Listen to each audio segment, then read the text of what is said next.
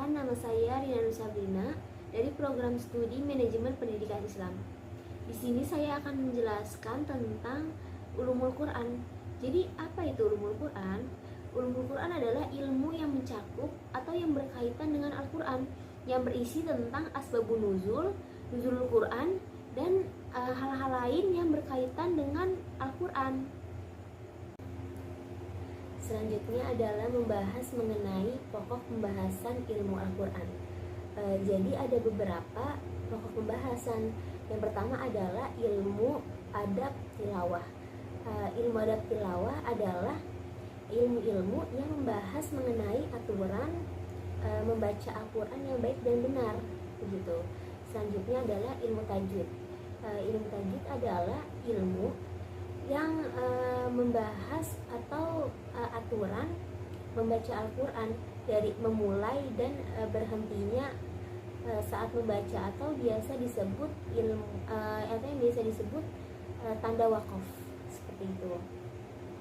Selanjutnya yang ketiga adalah ilmu asbabun nuzul atau sebab-sebab turunnya Al-Quran.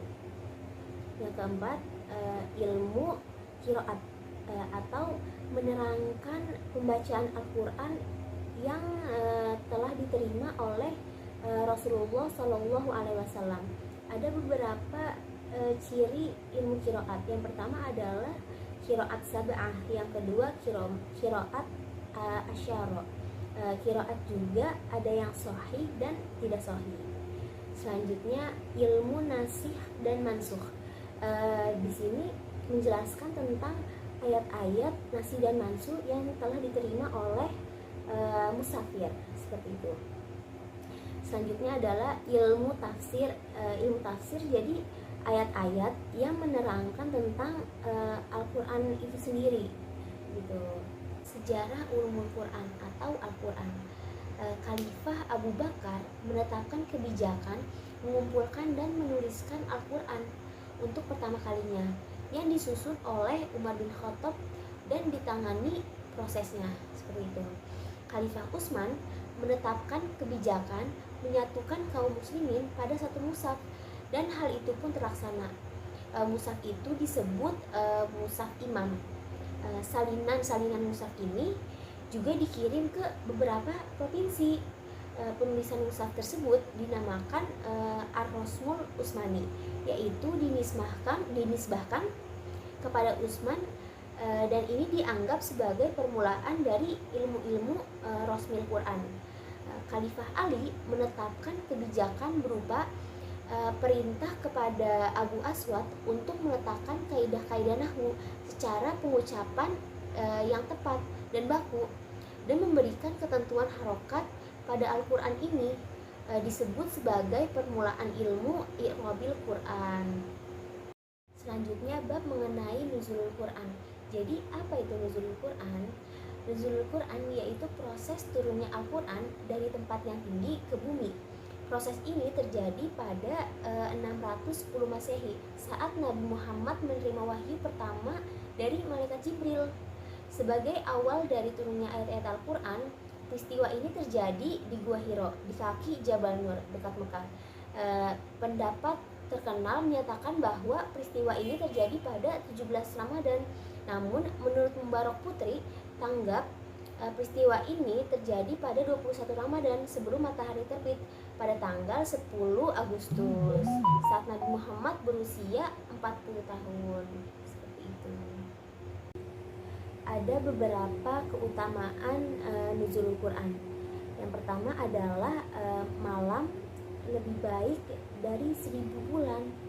Yang kedua, malam kemuliaan. Yang ketiga, malam diturunkannya Al-Quran. Yang keempat, malam keselamatan atau malam kesejahteraan. Jadi proses turunnya Al-Quran dibagi menjadi 2 tahap. Yang pertama adalah pada malam Lailatul Qadar, turun lewat Lauh Mahfuz ke langit dunia. Yang kedua, diturunkan melalui Nabi Muhammad secara berangsur-angsur. Hikmah nuzulul Quran. Jadi ada beberapa hikmah nuzul Quran. Di antaranya adalah yang pertama, memperbaharui wahyu.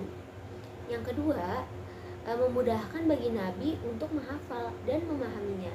Yang ketiga, menenteramkan hati Nabi Muhammad SAW dengan merasakan bahwa Allah selalu bersama kita, bersamanya gitu. Yang keempat, menjawab problematika masyarakat. Yang kelima, mengetahui nasikh dan mansukh. Selanjutnya adalah membahas bab mengenai asbabun nuzul. Asbabun nuzul berasal dari dua kata. Yang pertama adalah asbab, yang kedua adalah nuzul. Asbabun artinya karena, sebab atau karena. Sedangkan nuzul artinya turun. Jadi asbabun nuzul adalah sebab-sebab turunnya Al-Quran. Sedangkan menurut Al-Zarqani, asbabun nuzul adalah peristiwa atau kejadian yang menyebabkan turunnya satu atau beberapa ayat, atau peristiwa yang dijadikan petunjuk turunnya satu ayat. Selanjutnya adalah cara mengetahui kebenaran asbabun nuzul. Asbabun nuzul diketahui melalui riwayat yang disandarkan kepada Nabi Muhammad. Tetapi tidak semua riwayat yang disandarkan kepadanya dapat dipegang. Riwayat yang dapat dipegang ialah riwayat yang memenuhi syarat-syarat tertentu sebagaimana ditetapkan para ahli hadis. Jadi ada beberapa jenis asbabun nuzul. Yang pertama, sebagai tanggapan atas suatu peristiwa. Yang kedua, sebagai tanggapan atas suatu peristiwa yang khusus.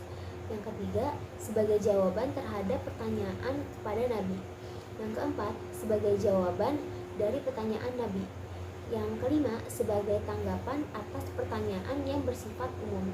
Yang keenam, sebagai tanggapan terhadap orang-orang tertentu. Selanjutnya adalah membahas mengenai Makkiyah dan Madaniyah. Makkiyah adalah surah yang turun sebelum Rasulullah hijrah ke Madinah. Sedangkan Madaniyah adalah surah yang turun setelah Rasulullah hijrah ke Madinah. Nah, kenapa dinamakan Makkiyah dan Madaniyah? Karena nama Makkiyah dan Madaniyah diambil dari kota besar, yaitu Mekah dan Madinah. Selanjutnya ciri-ciri Makkiyah dan Madaniyah. Surah Makkiyah turun selama 12 tahun 5 bulan 13 hari. Sedangkan surah Madaniyah turun selama 9 tahun 9 bulan 9 hari. Surat Makkiyah didominasi dengan ayat-ayat yang pendek. Sedangkan Madaniyah didominasi dengan ayat-ayat yang panjang. Surah Makkiyah membahas mengenai akidah. Kalau surah Madaniyah membahas mengenai hukum. Surah Makkiyah diawali dengan ya ayyuhan nas, wahai manusia, dan juga ya bani Adam, wahai anak Adam. Kalau surat Madaniyah diawali dengan ya ayyuhalladzina amanu, wahai orang-orang yang beriman. Surah Makkiyah di dalamnya mengandung ayat sajdah dan juga diawali dengan fawatih aswar atau pembukaan seperti alif lam mim, alif lam ra, dan lain sebagainya. Banyak sekali faedah yang kita dapat jika kita mengetahui Makkiyah dan Madaniyah. Salah satunya adalah bertambahnya keyakinan kita tentang terhadap Al-Quran, seperti itu. Selanjutnya kita dapat mengetahui sejarah Nabi melalui ayat-ayat Al-Quran tersebut, gitu. Terus kita mengetahui juga hukum-hukum yang ada di dalam Al-Quran dan juga syariat-syariatnya, seperti itu. Selanjutnya membahas mengenai nasikh dan mansukh.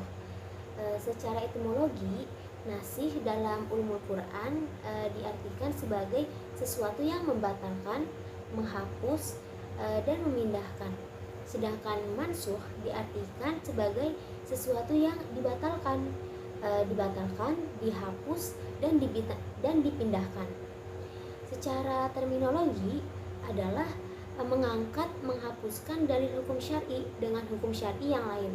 Sedangkan mansuh ialah hukum yang telah dihapus, hukum yang sudah benar-benar dihapus. Selanjutnya adalah syarat-syarat nasikh dan mansuh. Yang pertama, hukum yang terkandung pada nasikh bertentangan dengan hukum pada mansuh. Yang kedua, yang mansuh, nasikh dan mansuh. Yang mansuh harus lebih awal dari nasikh. Yang ketiga, hukum yang dinasikh harus hal-hal yang menyangkut dengan perintah, larangan, dan hukuman. Yang keempat, hukum yang dinasikh tidak terbatas waktu tertentu, harus berlaku sepanjang waktu. Seperti itu. Yang kelima, hukum yang terkandung dalam mansuh telah ditetapkan sebelum munculnya nasikh.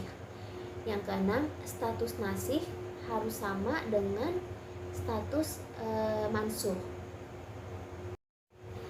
Jadi ada beberapa hikmah nasikh dan mansuh. Yang pertama, menunjukkan syariat yang diajarkan oleh Nabi Muhammad adalah syariat yang paling sempurna. Yang kedua, untuk kemaslahatan kebaikan umat Islam. Yang ketiga, merupakan salah satu prakondisi yang amat penting bagi penafsiran Al-Quran. Yang keempat, merupakan salah satu prakondisi terpenting untuk memahami dan menerapkan hukum Islam.